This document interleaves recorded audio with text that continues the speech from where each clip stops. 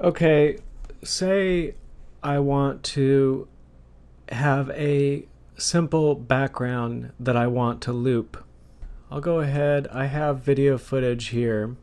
I'm going to use the first part of this footage. It's going to be footage of a kind of ivy covered fence background here. What I want to use here is the ivy covered fence as a looping background that I can just put into other video sequences, and I could loop over and over again. So here's the footage I want to use, and there is movement, there is activity. I have it ending at the end of the footage I want to use.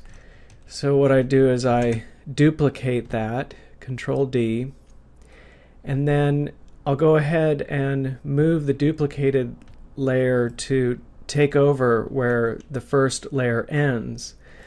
But just by doing that, there's going to be a break between the scenes. There's going to be a point where all of that activity will abruptly change, and it'll be noticeable enough. So to make a looping background, what I'll go ahead and do on the second layer, I'll go to Time and click Enable Time Remapping. And it creates, there's a keyframe at the beginning, and what I'll do is I'll go ahead and hit O. With the second layer selected, I hit O, and that takes the current time indicator to the end of this sequence. And then I click on that star that is between the two pointers on the left side of the time remap. And that basically creates a keyframe for that particular time frame. What I want to do is I want to reverse the timing of the second layer, so I'll drag the keyframe over here, and then I'll take that first keyframe and drag it and click the shift key so that it will lock into the end of that sequence, and then I'll take the ending keyframe and drag it to the beginning with the shift key so that it'll lock there.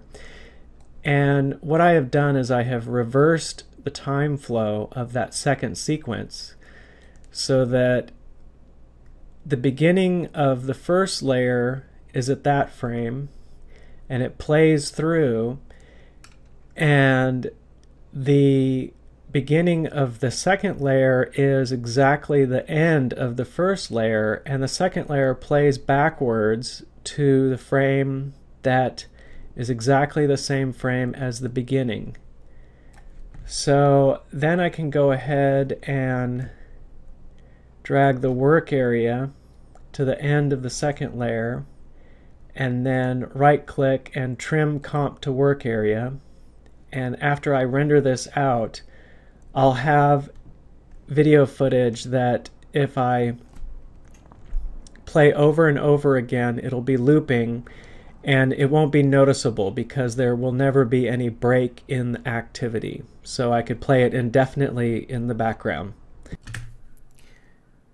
Once you have the rendered loop video, all you need to do is bring it into your video editing software, and you can bring it into the timeline, and if you want it to repeat, bring it into the timeline again, and continue to